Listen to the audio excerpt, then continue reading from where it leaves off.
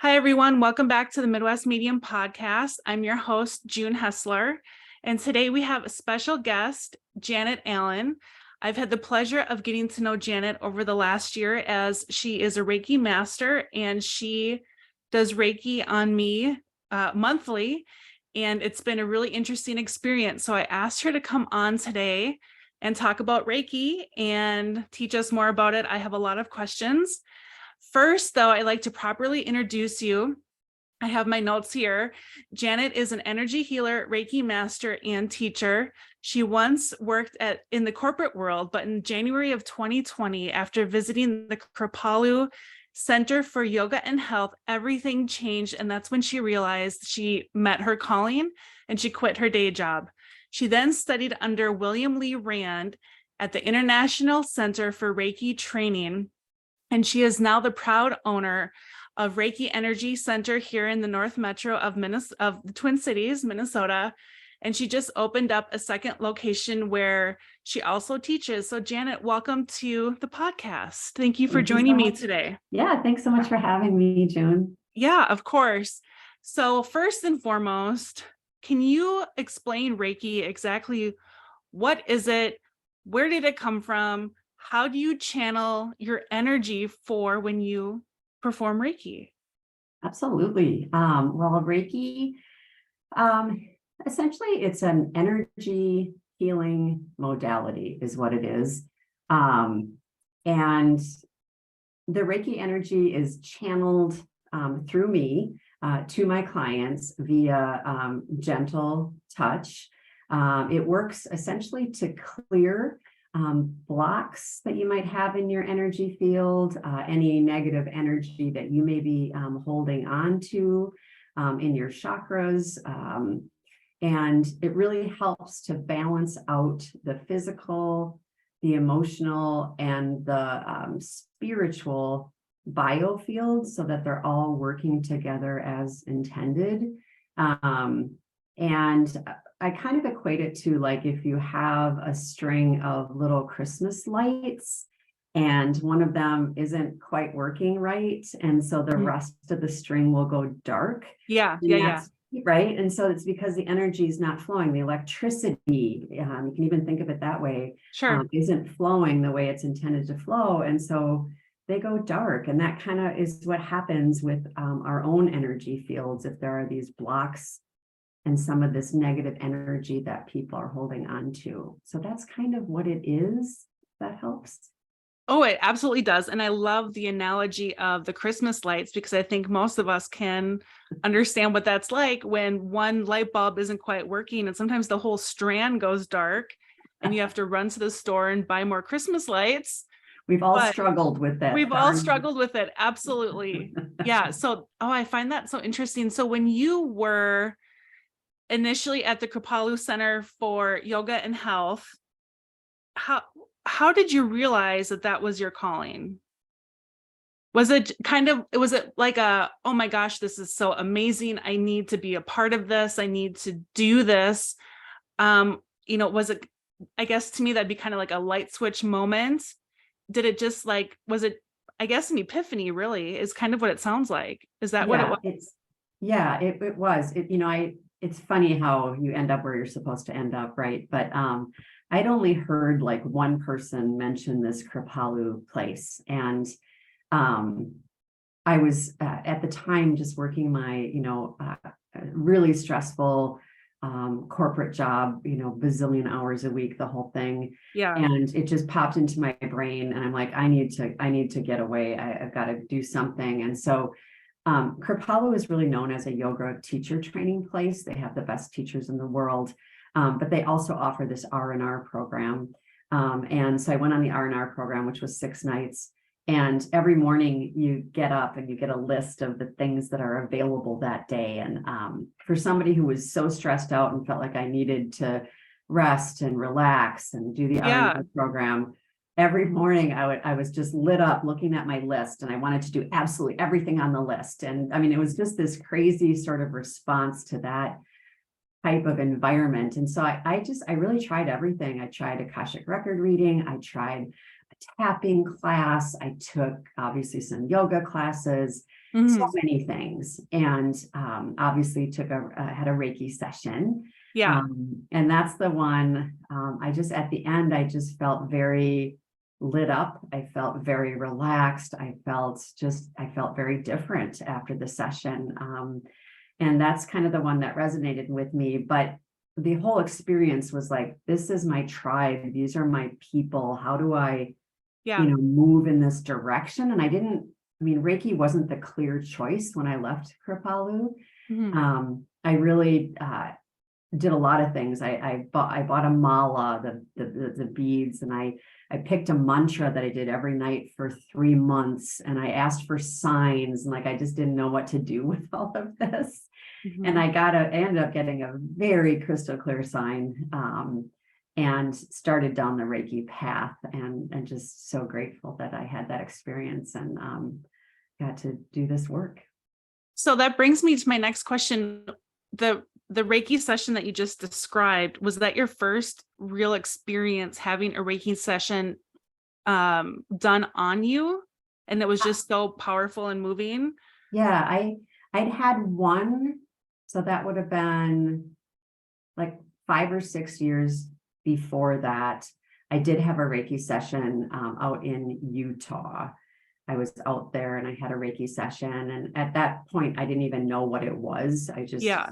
tried it, and I felt like I was just sucking up this energy and sucking up this energy. So when I went to Kripalu, it was definitely high on my list to try that again. Absolutely. Well, I'm so glad that you did, because as I mentioned earlier, you're the Reiki master that I go to once a month. And I have to say, when I first, well, first of all, let me back up. When I first heard of Reiki, it was many years ago. I knew something about it originating from Japan, and it being energy work, but I didn't quite understand what it really meant, nor had I ever had it performed on me. And then I think it was probably about a year ago when I first came to see you. I can't believe it's been a year already. But I remember my first Reiki session with you, and you're the only person that has ever done it on me. Um, I didn't know what to expect. Yeah, I guess I was a little nervous. I'm sure I was. Yeah. And at that time I was kind of like thrown into mediumship really, really fast. And so anyway, I do remember my first session with you. I'm laying on your bed, which I love. It's like a nice little nap. And all of a sudden, you're doing your thing. My eyes are closed. I don't want to call it a blindfold, The eye but mask. Yeah. an eye mask. So I, keep my eyes closed and helps me relax. And all of a sudden, I'm seeing images of animals. In my third eye, I'm seeing colors. I'm seeing shapes that I can't even describe other than to say they were shapes. And it was unlike anything I had ever experienced before. And not only because I had seen all those interesting things, I was extremely relaxed. And I walked away that first session feeling lighter, feeling, I think, even more confident, not only in myself, but in knowing I found something that can support me through my mediumship journey. Because for mediums, it's so incredibly important, I've learned, to keep our chakras clear, to clear out our aura, clear out the negative energy that could be sucking into us, because mediums are kind of like sponges, I've learned, Right. for the positive and the negative energies that are all around us. Right.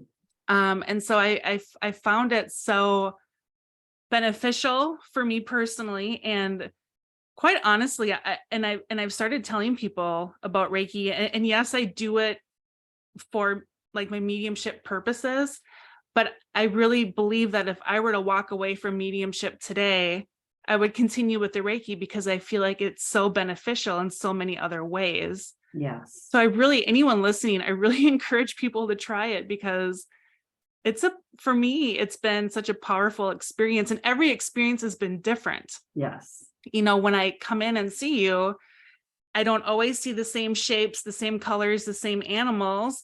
I see people. I see not so great things. I see spirit guides. I see my loved ones that have passed. I mean, it's so incredibly amazing, I think, Yeah, it's really in my powerful. view. Yeah, for sure. Yeah, absolutely. So with that said, my next question for you is, what are some of the benefits of Reiki, and why should someone consider having a Reiki session? But in your own words, I just, told you what I think, but Yeah, for what's been your sure. experience? Yeah. I mean, I think, without some sort of healing, doesn't necessarily have to be Reiki. It's really difficult to remove those blocks in our energy fields, because the blocks can be caused by a lot of different things. They can be caused by stress. They can be caused by anxiety. Yeah. Be caused by physical illness. So many things. And like you said, the negative energy around us, there's certainly enough of that to go around these days, right? And, I'll frequently read chakras for my clients with my crystal pendulum, just to see kind of what kind of shape their chakras are in, which ones are open, which ones are not. And it's pretty rare to find somebody that has all of their 7 main chakras open. That's pretty rare, just because of all the things we have in our lives, right?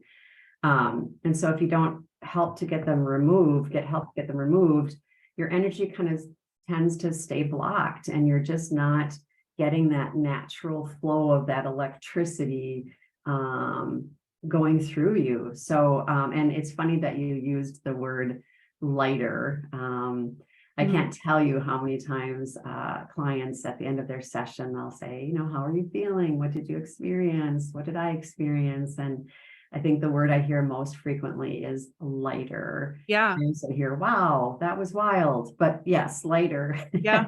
is the one I hear most frequently, just kind of getting rid of some of the things that don't serve you anymore, and getting that feeling of being lighter and your vibration being a little bit higher. And getting rid of the gunk. I call it the energetic gunk That's a great word. we don't want, we don't need.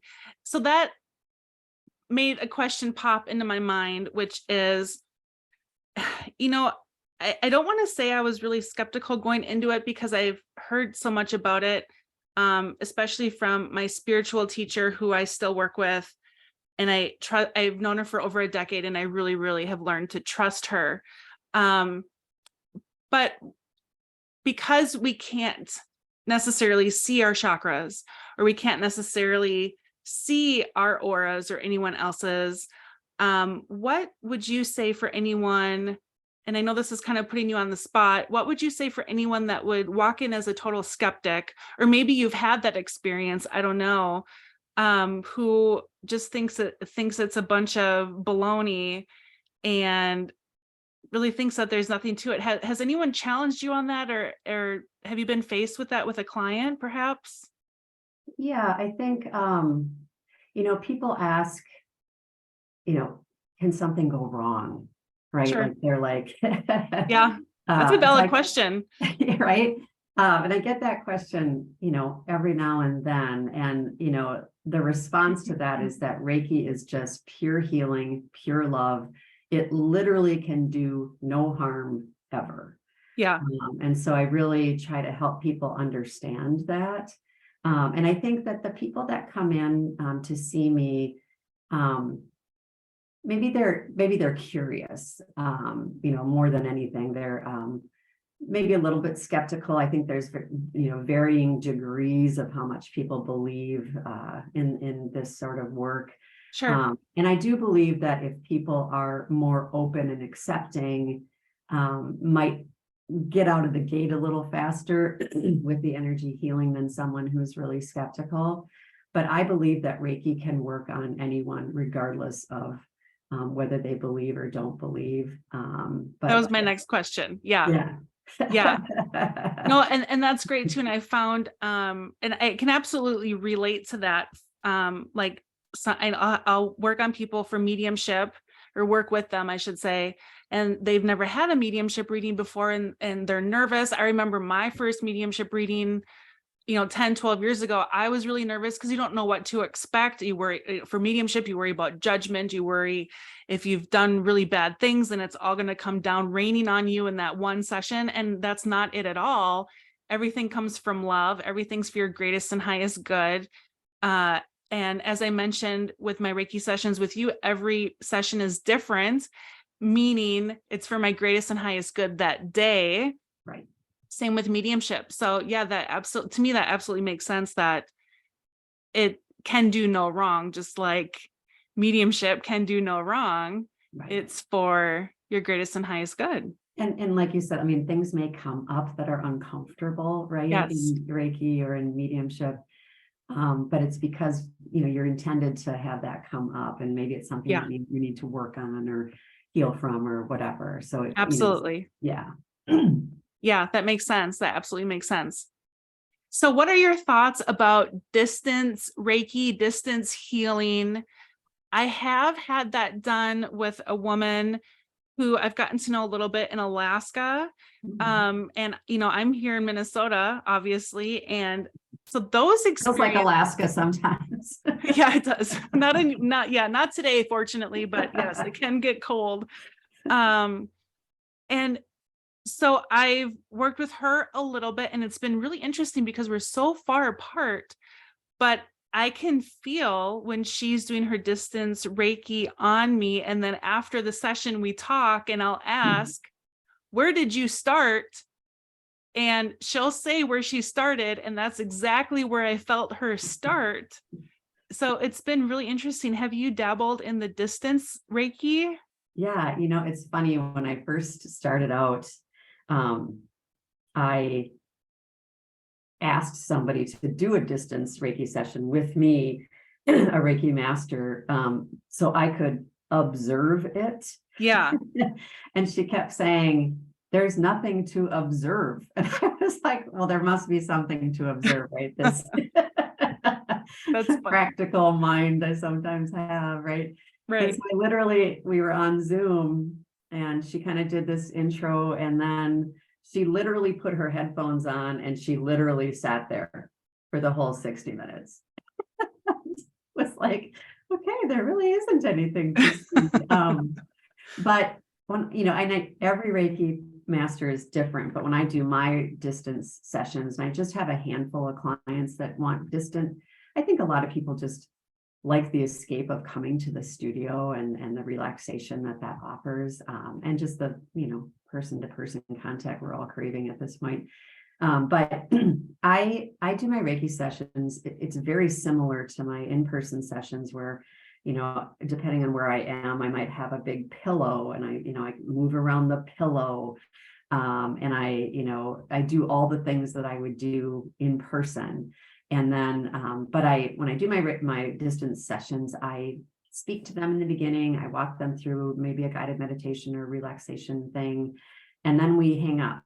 And then I do the distance session, and then I call them when I'm done. And then we chat about anything that came up for them or came up for me. And every Reiki session is different, whether it's in person or distant, but it's similar. I felt this and I felt that, and I was just very relaxed. And so it's very similar feedback to what I get in the studio. So to be clear, for anyone listening that has not participated in distance Reiki or distance healing, from my experience, and I'm assuming this is true with you and your clients, when the Reiki master is working on me distantly, I'm relaxed. I'm not doing my chores. I'm not shopping. I'm not at work. I'm laying on my bed and I'm relaxed. And that is at the time when you're doing the distance healing so that you can make that energetic connection. Is that right? Great clarification. Yes, I encourage people to find a really comfy spot, to get a blanket, to have their own relaxing music going, maybe have a candle lit. Yes, absolutely encourage people to be in that state of receiving. Yes. I think it's so amazing how it's, I heard that it could be done distantly, and I thought, okay, well, I'll give it a shot. If anything, I'll get an hour nap out of the deal.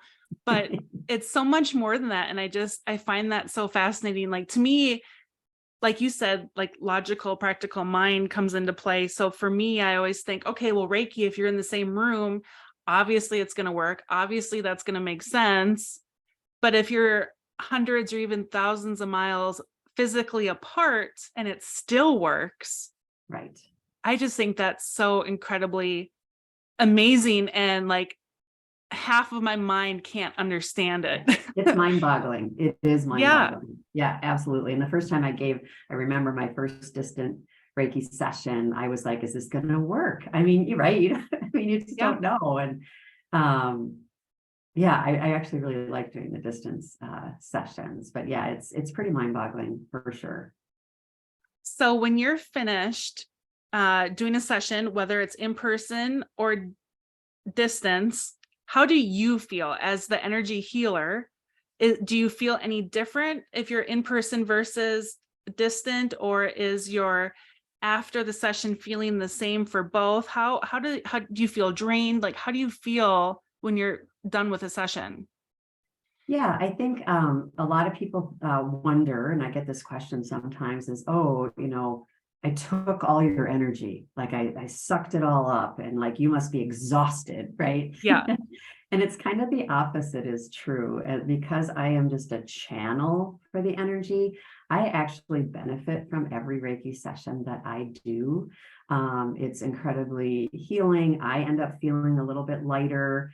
And so it's because I'm running the energy, I get some of those benefits, which is the great thing about Reiki is that I walk away a little bit lighter and a little bit, my vibration's a little higher. So that's awesome. And it doesn't either distant or in person, it's the same. So did that kind of come naturally to you right off the bat, or did you need to learn how to not let yourself get drained, not let your vibration go down after, or has that always been a benefit for you since the beginning? Yeah, it's not possible to take my energy. You're only taking the Reiki energy that I'm channeling. Mhm. So yeah, it's nice because I can't imagine, doing X number of sessions a day and then, being Yeah. completely drained at the end. So yeah, I'm really grateful that that's the case for sure. Yeah. And I can relate to that somewhat. After I do a mediumship reading, I feel like I'm on a high. Like I feel like my vibration is so incredibly high. Like, it's hard for me to get grounded and get myself back to where I need to be to feel not super way up here and I can't go to sleep. I mean, that's happened. And so I've had to work on like getting myself down here Yeah, I so I bet. can go to sleep at night. It's so, yeah, it's interesting. It definitely raises your vibration when you're doing that sort of work, which Absolutely. is Yeah. fun. I love the feeling. I think it's so fun. Yeah, me too. So with that, how do you keep yourself protected from negative energies, perhaps negative entities? How do you keep your vibration at a healthy level, I guess I would call it? Right. Are there things that you do for that? Um, I think that self-care is like the key word there for sure. And the lovely thing about learning Reiki and getting that Reiki energy is that you do self Reiki, right? So I will read my own chakras with my pendulum and see if there's something that needs some work. And then I will go ahead and give myself a Reiki session. And you can do that with your friends, you can do that with your family, with your pets. Like it's just so nice that it's just readily available. And even if I'm having a struggle or some trauma or something, it's like, okay, it's time for a self Reiki session. Yeah. So I'll do that. And then, in combination with things like hot yoga, I love, and meditation, and, being in nature, all the things that kind of fill me up and help me to make sure that I'm taking care of myself so that I can continue to do Reiki for others for sure. That's so important. Now you mentioned pets. Have you performed Reiki on on animals? And if so, what has that been like? Yeah, there is through William Rand, he has an animal Reiki class that I have considered taking. And the only experience I have really with pets is that my dog was passing away, and I mean, it happened pretty suddenly. And so that day I could tell that was probably going to be her last day. And so I started giving her Reiki just for, trying to lessen the pain a little bit, trying to give her more comfort. And, I just found myself. And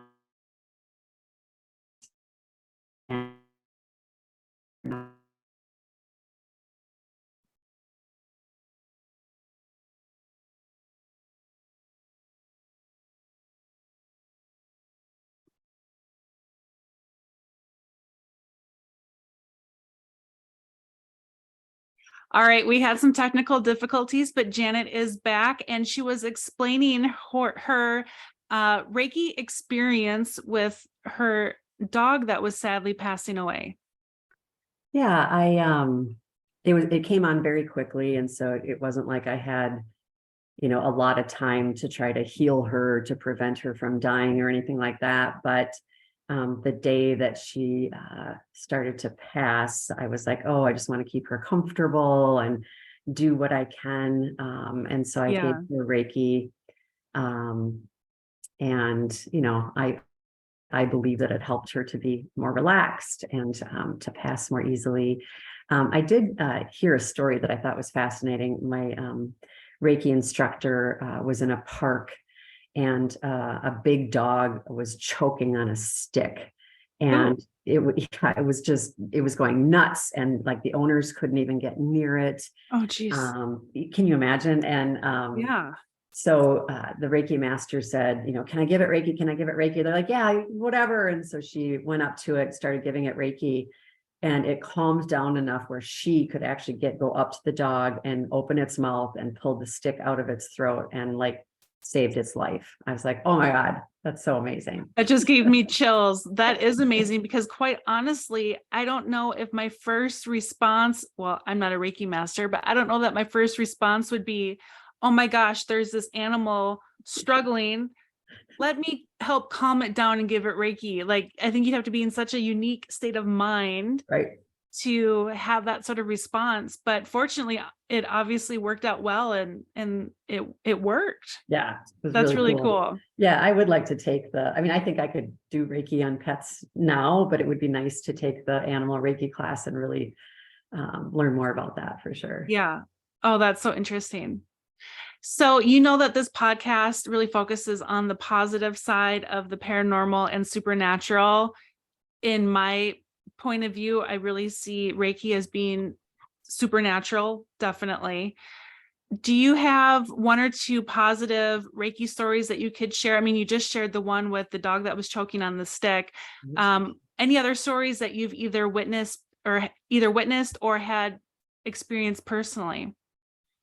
Yeah, I think a couple come to mind. One, my neighbor sadly was diagnosed with stage 4 lung cancer. So this was like a year ago, I guess. And he lived right across the street from me. And so I contacted him and I said, would you mind if I did some distant Reiki for you? And he was like, I'll take whatever I can get for sure. He didn't know a lot about Reiki. And so I literally set up a table, a massage table in my living room, and I put a pillow there with a card with his name and did some things. And so whenever I was called to do that, I would just go and do some distant Reiki for Steve. And he ended up going almost a year, which is unheard of with stage 4 lung cancer. And his treatments, his side effects seemed to be tolerable. So I think his quality of life during that year was pretty good. So I like to believe that Reiki had a little bit to do with that. And then the second one I can think of is I did a 6-month volunteer Reiki practice at the Alexandra House, which is in the northern suburbs. It's a Oh yeah, we know the Alexandra House well here. Yo. I've been supporting them for a very long time. They do excellent work for women and children. They Yes. do. It's an amazing organization. So, Yes. I mean, during COVID, like there are no coincidences. It's all meant to be, and you are where you're supposed to be. But they let me come in during COVID and set up in a conference room, and do free Reiki with their clients. And that was an incredible experience. It was, the things that they shared with the women shared with me, and Yeah. just it was sad and hard, but they also shared that they felt more relaxed, and they felt more confident, like that word that you use, more confident in their choices going forward. And I really felt like Reiki really helped so many of them in their healing journeys, for sure.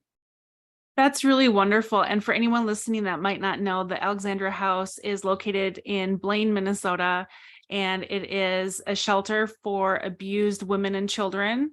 And they help many, many, many people. They've been around for a very long time. And they're one of the charities that I work with when I do virtual group readings, or 50% of all my group readings goes to charity. And so they're on my list. So I didn't know that you did that. That's really, really cool. I Yeah, love that. it was awesome. Yeah, and I'm sure the women really enjoyed, well, and appreciated that someone like you took the time to think of them. Yeah. And especially during the pandemic, and went and spent that time and helped them in such a really unique way. That's really, really cool. Yeah, it was really awesome. I love that. Makes me like you even more. Thank you.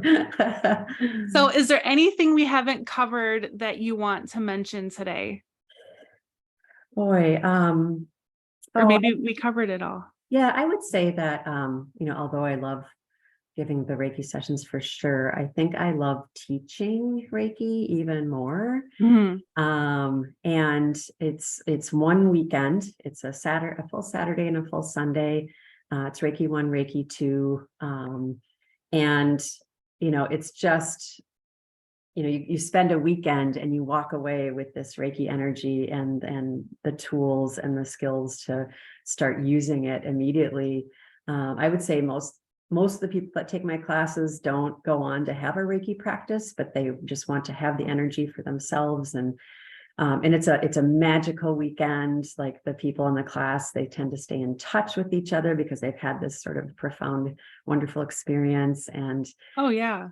yeah, I just, to have it yourself is just such a gift. And I would really, like I said, I do it about once a month, and I would really encourage people to think about whether that makes sense for them, because it's pretty awesome.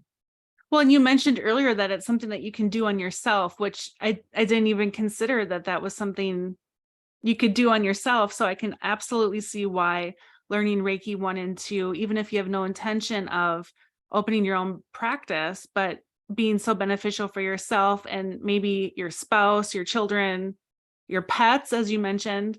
Right. That's really great. So how can people find you, Janet? How can people get in touch with you if they want to take a class with you or set up a session? Yeah. So my website is www.reikienergycenter, but center is CTR.com. So reikienergyctr.com is my website. I have a studio here in Circle Pines. I also work out of Optimal Wellness Solutions in Roseville, and their website is www.rosevilleoptimalwellness.com. So you can schedule either of those places. And then I also am happy to have people text or call me. And my number is 612-212-2933. That's wonderful, Janet. And I'll make sure to post all of the contact information in the show notes, so anyone listening has easy access to those websites and the phone number as well. Awesome. Well, thank you, Janet, so much for joining me today. It's been really insightful, and I'm glad you really took the time, because it helps me understand Reiki even better. And I'm one of your clients, but it's nice to have a better understanding of what it is, how it works for you. It's been really interesting. So thank you. Well, thank you so much for having me, June. I really appreciate it.